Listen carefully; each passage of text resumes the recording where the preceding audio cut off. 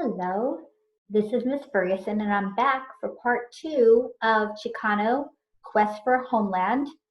I am showing this to address our Week 2 learning targets in our unit of the Latinx struggle for equality. And this second half of Chicano Quest for Homeland specifically focuses on our second learning target, the development of a Chicano movement. And that's what will be the focus for this last half, the last 25 minutes of this video. So I'm going to play this right now, and I'm going to remind you that the subtitles are not always correct, and I will be pausing it throughout, particularly when the video is about to answer a question. And I'll talk about, make sure you especially focus for the answers to the questions that you'll be answering to the video. I'm going to play it now. The first Chicano Youth Conference was to take place at Denver in March of 1969.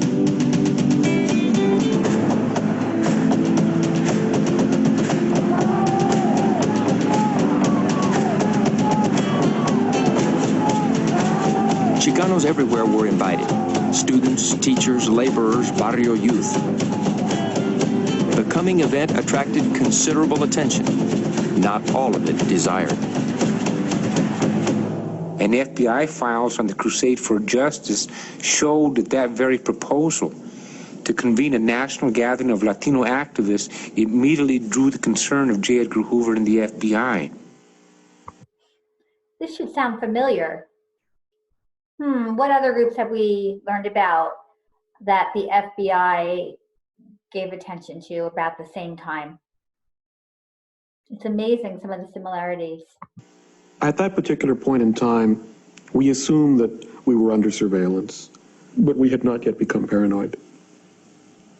All the arrest, the persecution, and the attempt to destroy the movement through legal means had not yet taken full hold. The FBI predicted a poor showing, but the Los Angeles Times expected otherwise and sent veteran reporter Ruben Salazar to cover the event. I want you to remember this name, Ruben Salazar. He will come up again by the end of the video, a couple of times. So he was an LA Times reporter covering the Chicano movement. And he went to this this Chicano Youth Conference to cover it.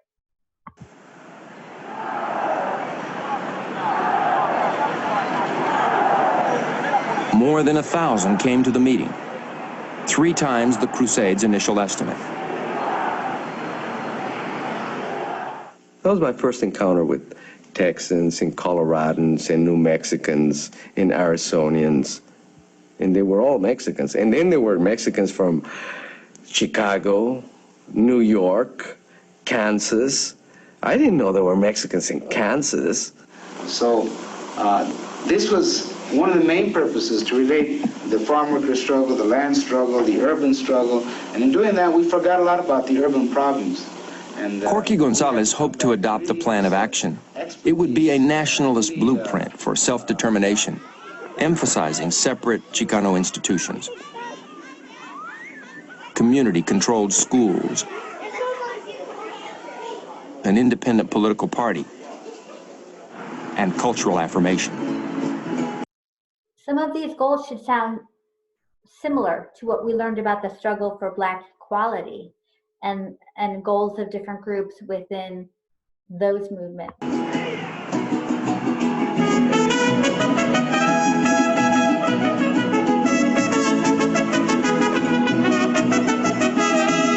Every single session would be opened with a poem or with a song. There were dance, there was theater. It was rich, it was stimulating, it was alive and vibrant. The building was just pulsating with energy and music and chants and the excitement of all these young people together. It was very positive. The thing I remember most, however, is this workshop, a women's workshop, where, I guess maybe there's 50, 70 women together as Chicanas. The women began questioning their roles in the Chicano movement. There was sort of some thinking among some of the leadership that women belonged behind the men, walking behind the men, and their total role was to do nothing but support the men. And there were others who said, hell no. You know, we're the ones who keep it together. We keep it together in our community, we keep it together in our homes, and we're not walking behind nobody. On the one hand, women were doing the work. They were often in leadership. They had a lot of the ideas, and at the same time, they were often consistently expected to make the food and to do typing, clerical kinds of work. So right now, what you're hearing about in this documentary is an excellent example of intersectionality. Chicanas and Chicanos did not share the same exact experience, and yet women within the Chicano movement did not feel like they were part of the feminist movement because they felt like that was geared towards white middle-class women. This debate took the male organizers of the conference by surprise. We didn't know what they were talking about nor why they felt that way. So due to the pressure of the women, the agendas were changed, meeting places were set, panels were set up, and women had their voice whether or not the men liked it. The Women's Caucus agreed to press for equality within all aspects of the movement, but rejected a separate organization for Chicana feminists. Most of us, I'll say the majority, were not at the point of defining ourselves separately in the Chicano movement. There was not a formal position taken, just that it should be understood that women and men would be equal, especially since we were fighting for equality and for the end to racism. That was as much a rejection of the women's liberation movement of those years, which was seen as, and in many ways was, overwhelmingly middle class and Anglo women, white women, who did not understand racist oppression, did not understand the oppression of whole people, half of whom are male. In other discussions, some of them very heated, activists debated Marxism and nationalism, but reaffirmed a Chicano identity, rooted in ancient Aztec myths. Okay, so the documentary is about to elaborate on this idea of a Chicano identity and finding Aztlan. This is one of your questions. Please listen carefully. We didn't want to assimilate it into some melting pot notion in which we had to sacrifice everything, and the dominant society just swallowed us up into some sense of a new American, and we had to give up who we were, and we wanted to define ourselves on our terms.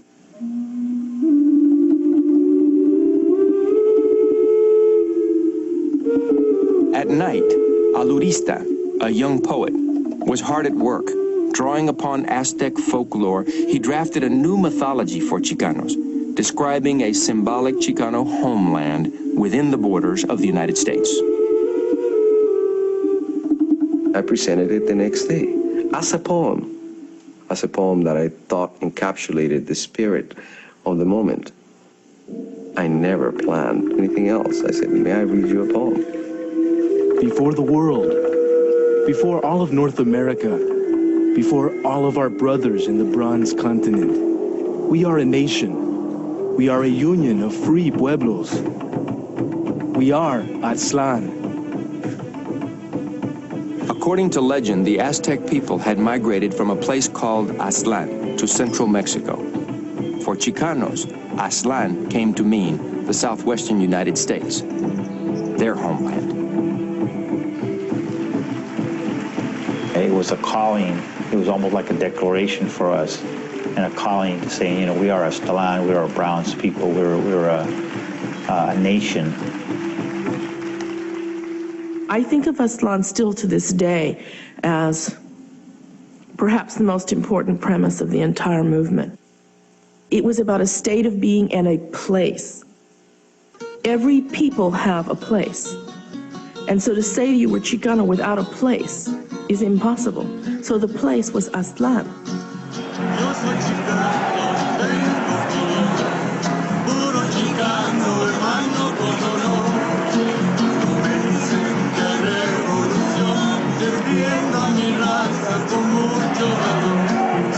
Aztlán became a call for political power, a call heard when over 1,000 Chicanos marched out of conference headquarters to the state capitol.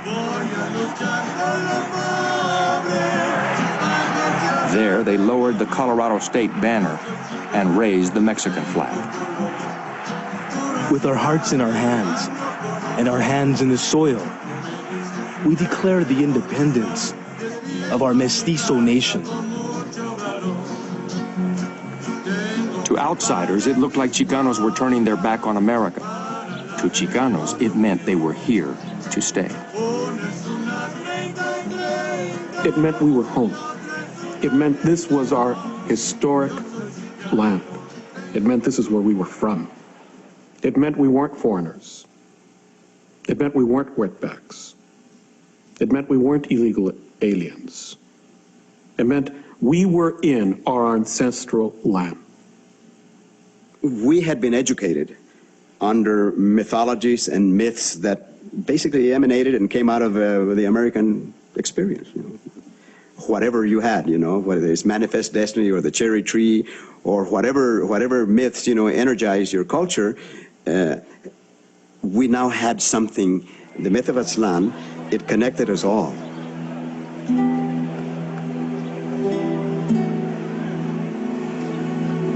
The conference adopted Alurista's poem as the preamble to its 15-point plan. The next step was to make Aztlán a reality. Within a year, the movement was poised to launch an independent political party. The kickoff would coincide with the demonstration against Chicano casualties in Vietnam.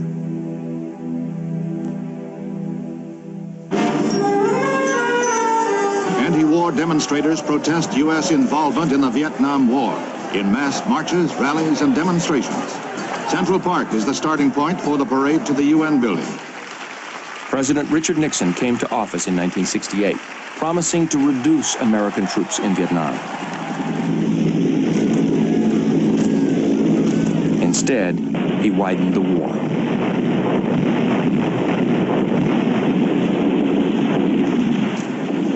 Opposition to Vietnam was taking hold in the Chicano community. We had reached...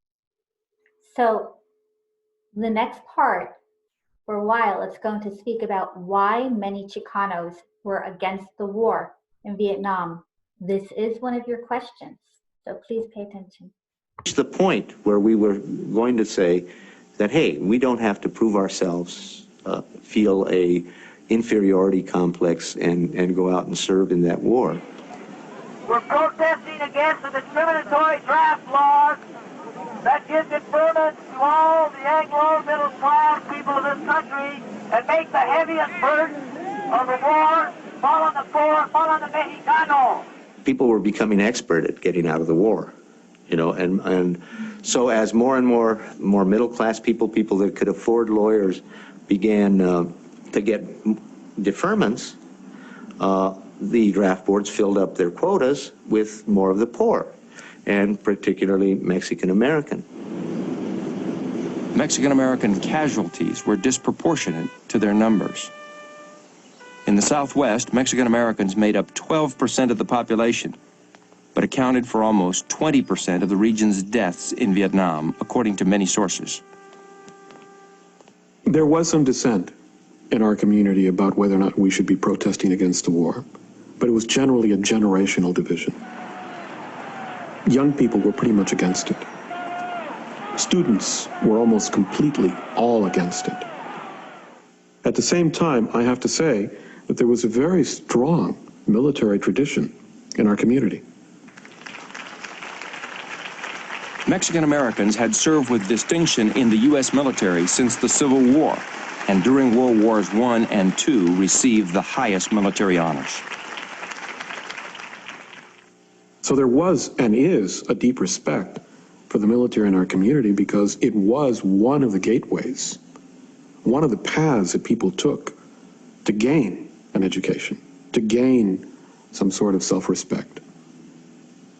The problem was that the only places where we could go forth and claim a part of being American in this country was by spilling our blood.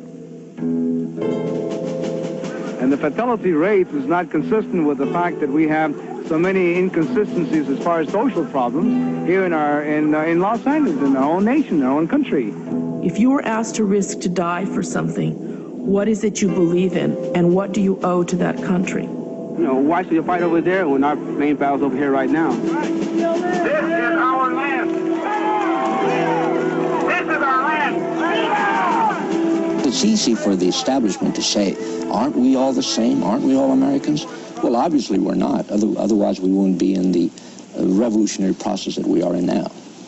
What, in your estimation, is the most serious problem? Los Angeles Times columnist Ruben Salazar had been following the Chicano movement ever since the Denver Youth Conference. Chicanos, in turn, were coming to respect his frank commentary. I told you earlier to remember Ruben Salazar's name. You'll hear him speak a tiny bit now, but you'll hear more about him at the end.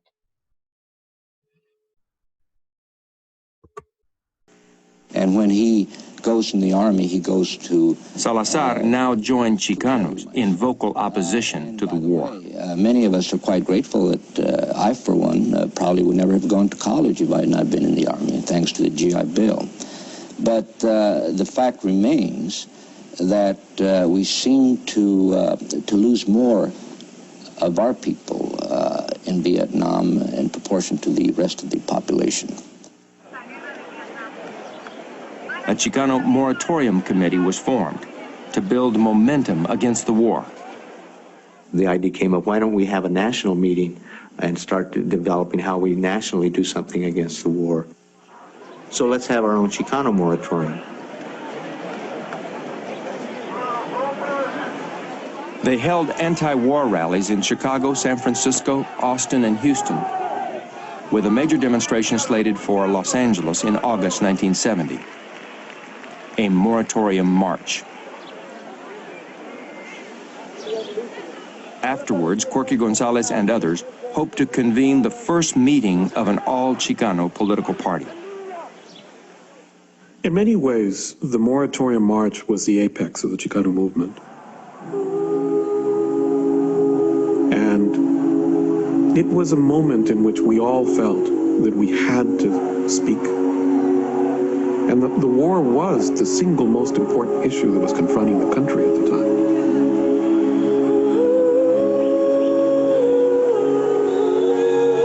On August 29th, 25,000 to 30,000 Chicanos gathered in Los Angeles to protest the war in Vietnam. You are now going to hear about what occurred in the LA Chicano protest against the Vietnam War.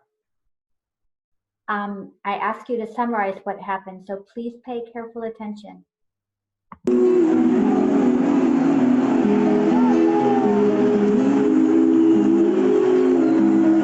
There was a couple getting married at the St. Alphonsus Church.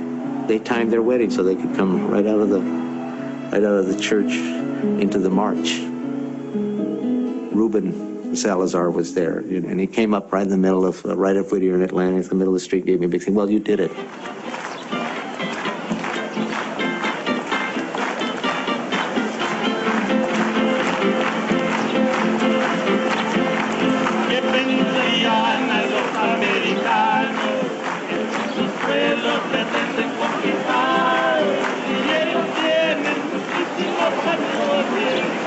After a 4.5-mile march, the demonstrators gathered at Laguna Park.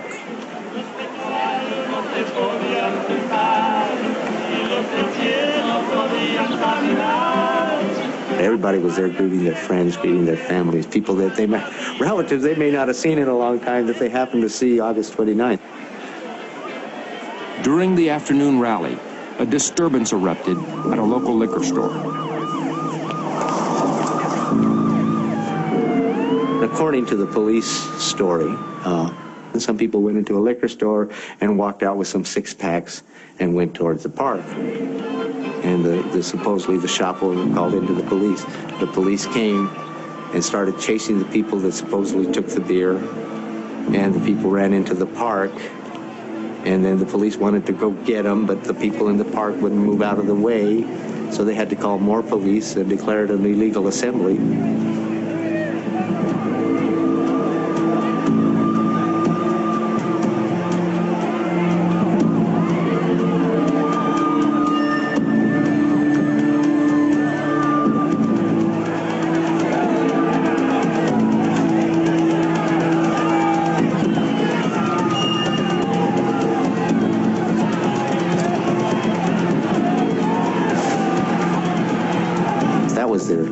Pretext that they used, you know, to break up a demonstration of 25,000, 30,000 people against the war in Vietnam and in East LA.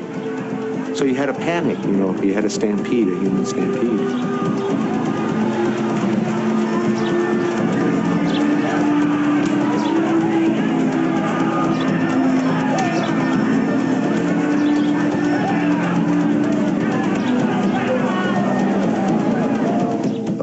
A lot of destruction took place on both sides. The police called it a Chicano riot. The people called it a police riot.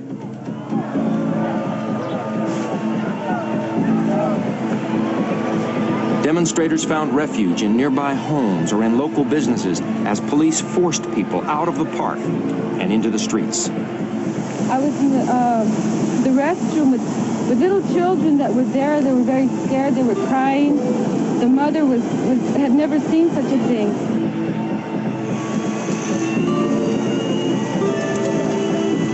Deputy Sheriff Thomas Wilson responded to a report that an armed person was in the Silver Dollar Bar on Whittier Boulevard. When I approached the doorway, I knew I had a tear gas projectile in the weapon. I wanted to get something inside, and I wanted to get it inside quick. I attempted to aim up towards the ceiling to bounce the projectile to the rear of the bar. Some people inside never heard the orders to come out. Among them, Ruben Salazar. Sometime later, after the gas cleared, information was received that the victim, Mr. Salazar, was inside the location, had been injured. The officers investigated and they found that he was dead and was lying approximately 20 to 25 feet inside the front door. And it is your opinion. The deputy sheriff's tear gas canister hit Salazar in the head, killing him. If it was an accident, it happened because the lives of Mexican people were considered worthless. So that you could fire a huge tear gas projectile into a bar, a public place, and not worry about it. It happened that it took off Ruben Salazar's head. Chicanos mourned the loss of a friend and their only ally in the mainstream media. The death of Ruben Salazar had a profound impact on the Chicano movement. I think that the sheriffs, proved the point that for the Chicano, the war is more here in the struggle for justice than over in Vietnam.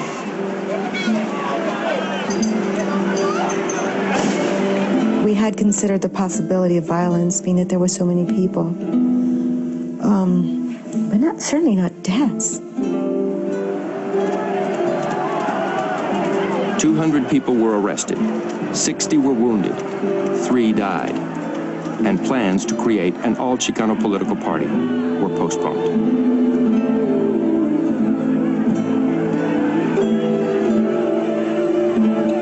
We lost a certain heart.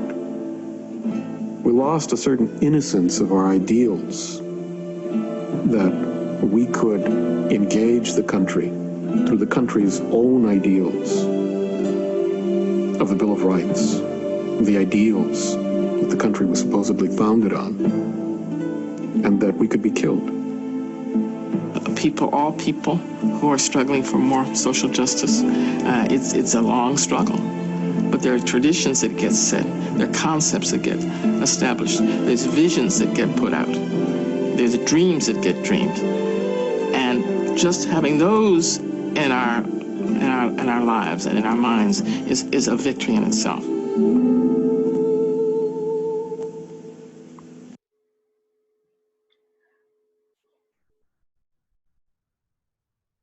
So I hope that you learned a lot from this two-part video, and I hope the learning targets, you got them, and you can explain why Mexican Americans were involved in reclaiming land, and that you can explain why a Chicano movement developed.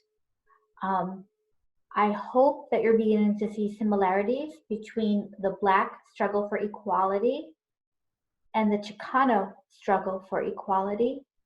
And I want you to think about, at least based on what you've seen, and the goals of the Chicano movement expressed in this video, what did the Chicano movement accomplish? So some food for thought, and I appreciate you watching this all the way through. I know it was long. Thank you. I'm gonna stop sharing this, and I'm gonna say thank you very much, and I miss you all, and I love you, and I want you to learn, and I wish I were with you to really encourage conversations face to face, but we can still learn even from a distance, and I hope you know I'm always here if you need me. I love you, and have a great evening. Goodbye.